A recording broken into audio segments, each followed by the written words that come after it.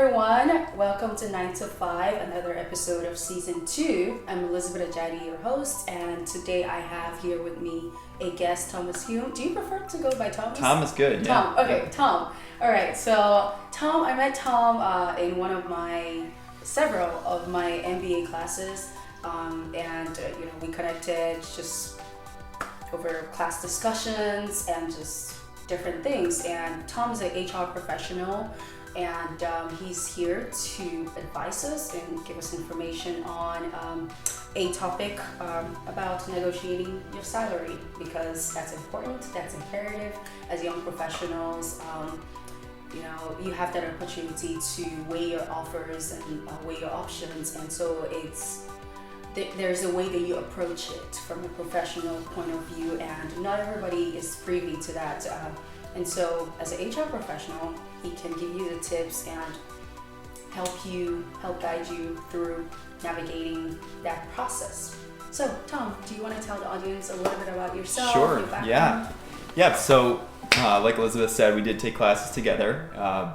Great experience for sure. We had some very interesting conversations, but my background, so I'm actually a history major, secondary ed, and I wanted to go to school to become a teacher, and I graduated in 2009, right during the recession, and I applied probably for over 100 jobs, and I had one interview for teaching, and I ended up teaching in the inner city, taught 4th through 8th grade actually, coached 3 sports, did a lot, loved it, but they could only bring me back part-time the next year, so it kind of led me into a career into HR. So I got my first taste of career services, working on resumes, helping people find opportunities in the field that they want. Right. And then that led me into actual IT recruiting. So I've been doing that for almost 10 years. It's pretty wild. Yeah.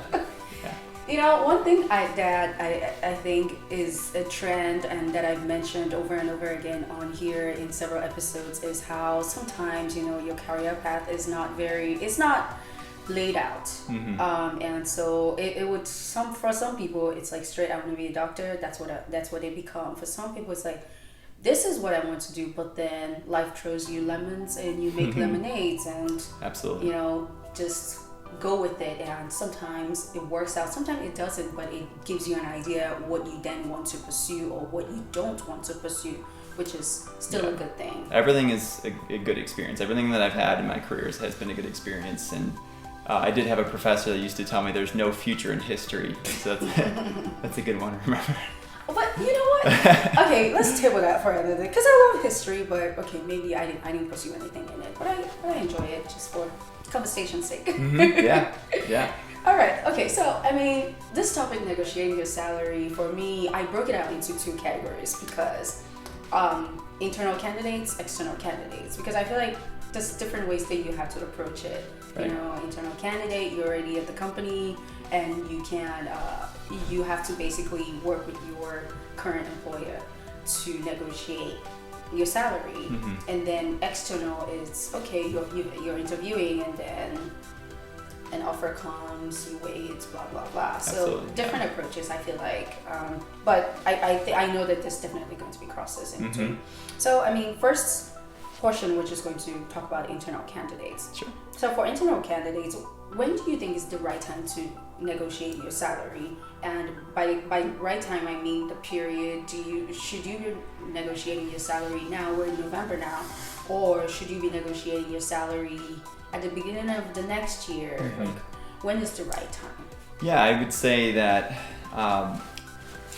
throughout my career, I've been very blessed to have companies that have been communicating throughout the year. So most companies, not every company, but most companies do have performance evaluations. So each year, you'll have a list of goals, or maybe there's achievements, or maybe you're just taking a look at the job description and saying, what are you doing day to day? So there should be an open communication in terms of what the expectations are.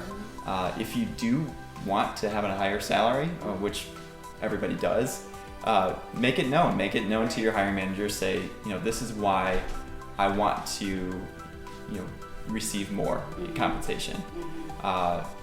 The answer might be no, but usually it's never just a no.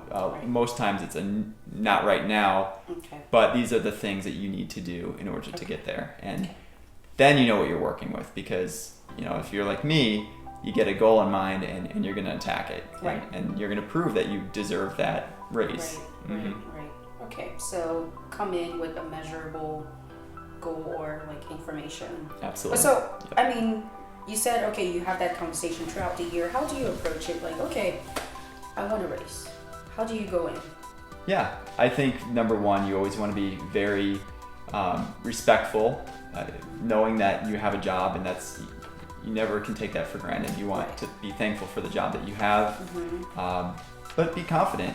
I think many times a lot of people go into a conversation like that, and it's almost throwing it out there without giving any evidence, and not really believing in yourself. But you need to believe in yourself enough to have a respectful conversation. There may be a no in there, but being respectful, knowing what's going to happen, having a roadmap, and making a plan from there, I think that does go a long way. Okay. So this might sound like the same, but how do you then justify it? Like, okay, I'm here for a reason. I'm respectful. I'm confident. Evidence, given it. So, give me an example of a scenario. Like, what would I say? Okay, I'm going to you as my manager, and I'm coming to ask for a raise. I'm confident. Hi, Tom. I've been working with the company for a year, and in this department, or in this company for 2 years, and I've been in this department for a year and a half, or however long. And these are the projects that I've worked on. These are the targets that I've met. Does it go something like that? Yeah, exactly. I would go in with having the measurables and showing, you should have that from your performance eval, but this should not be a surprise to your manager. They should already know that you're a high performer, or that you need more. And frankly, a lot of people maybe are performing under what they're capable of doing. So going in with the example, and not so much of what the raise should be, or don't even really mention the compensation right off the bat. Talk about that you're ready for more. You're ready for more responsibility. You feel like you've maybe taken on more than your job description, and you can bring up examples like that. But going in with just a confident approach, saying, this is what I'm bringing to the table. I love this team. I love my job. I'd love to have more responsibility, and with that can come potentially more compensation. Okay, that works. That works excellently. So, okay, tabling internal candidates. So now external candidates. So how should I respond when I receive a job offer? So I will tell this one anecdote. My very, very, very first job offer, I remember I had applied for so many, and I had interviewed about eight interviews that year within 6 months, and I was just so ready to land something. I got the call, and I just said yes. I'm accepting. I'm taking it. And in hindsight, I shouldn't have done that. What's the appropriate way to respond? Well, what I liked about that was that you were just so thankful, and I think that's the number one thing, is you want to be grateful for the offer. Whether you take it or not, you want to show that you are very grateful for them taking the time to make you that offer. I was the same way. I think every person, when especially early on in your career, you're just so excited to have that job. What I would recommend is really think about what's important to you. Okay, so what are you going to be doing in the job? You got to factor in things like commute and parking, and is there opportunity to grow? I can't say that enough. If you land in a company that there is a clear career path, or there's opportunities to move around, that's going to go a long way for you. Right. Not to say that you can't get value from other positions, because I did. I know I definitely valued from every position I've been in, but really factoring in the place that can grow. So go in with a list, what's important to you, be grateful for that offer, and then take time. If you need a day, most places I think offer at least 3 days to think about, at the very least. Some offer more, and then communicate. If you're saying, well, this is about an hour from my house, I'm very thankful for this, I know that's on me, is there any opportunity to raise it $1 an hour or whatever, just to compensate for the gas or the mileage. Okay. You can ask that respectfully. Okay. Well, I mean, that sort of already answers my next question. Mm-hmm. Like, how do I counter offer? Mm-hmm. Because I mean, an HR person once told me, you should always counter offer. Yeah. Regardless of, knowing if you would get it or not, it just shows your negotiation skills. That's something that's employers always want you to bring to the table, being able to negotiate, because you always negotiate as an employee. Yeah. I've never seen a situation where somebody's offer has been revoked due to a counteroffer. I've never seen a situation where someone says, well, you offered me $50,000 a year. I really want $55,000. And then they're like, nope, see ya. They take it away. Unless there's a time constraint. If they say, well, we really need to make a decision by this date. And they're very clear. Most companies, I would say, are very clear with that. Okay. So be aware of that. Make sure that there's no surprises. Okay. The negotiation, it is your right. You've worked hard. They have picked you out of all the people all the hundreds and maybe even thousands of resumes that they've seen. There's something about you that they really value, and they want to see you in that position.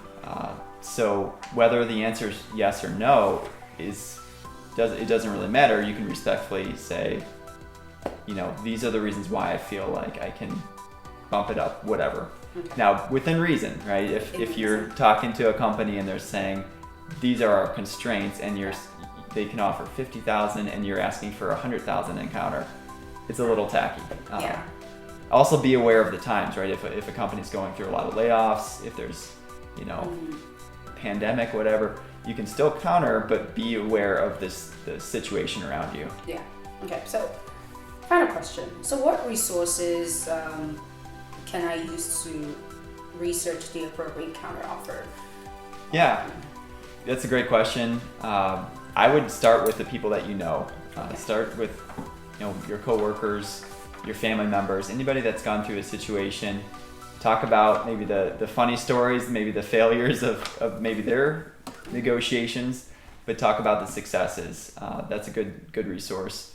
Another resource, there's Society for Human Resources. They have a lot of information that you can go and check out.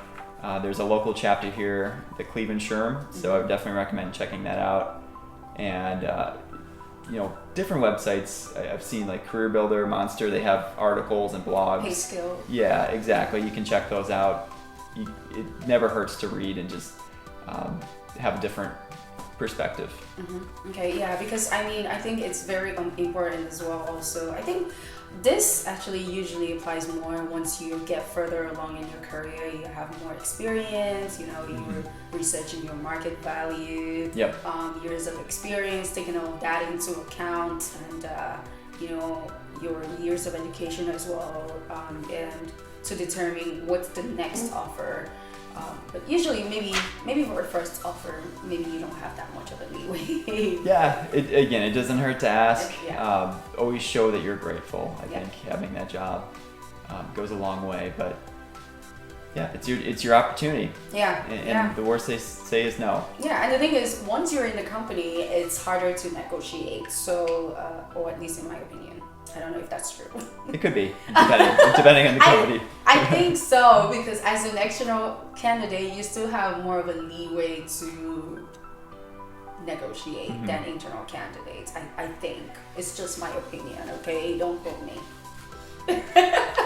Depending on the company, I would say, yeah, for sure. Right. Yeah. All right. Well, that's everything that we have. Internal candidates, external candidates. This is just a tip of the iceberg. There's so many more resources out there for you to go research and read up on to determine how you can negotiate your salary. But this gives you a starting point. Again, thank you, Tom, for Thank you. Thanks coming. for having me. Yes, really appreciate this dialogue. And you guys have a good day. Like this, share it, comment below, and let us know how you would negotiate your salary. Till next time, have a good evening.